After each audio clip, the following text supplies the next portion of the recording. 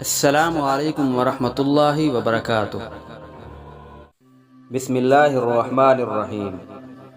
آپ صلی اللہ علیہ وآلہ وسلم نے فرمایا، تم میں سے کسی شخص کو اس کا عمل جنت میں داخل نہیں کروا سکے گا اور نہ ہی آگ سے نجات دلائے گا۔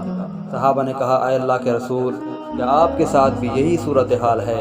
آپ نے فرمایا، ہاں، میرے ساتھ بھی یہی صورتحال ہے، اور اپنے ہاتھ کے ساتھ اپنے سر کی طرف اشارہ کیا، مگر یہ کہ اللہ تعالیٰ اپنے فضل اور رحمت سے اسے ڈھانپ لے۔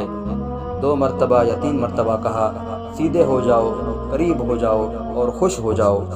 صبح شام اور رات کو نیک عمل کرو، میانہ روی اختیار کرو، مقصد کو پہنچ جاؤ گے، اور جان لو کہ اللہ تعالیٰ کو تمہارا سب سے پیارا عمل وہ لگتا ہے جو مستقل ہو، اگرچہ تھوڑا ہی ہو۔ دوستو، اللہ تعالیٰ سے دعا کرتے ہیں اللہ پاک ہمیں اس پیاری سی حدیث پر عمل کرنے کی توفیق نصیب فرمائے۔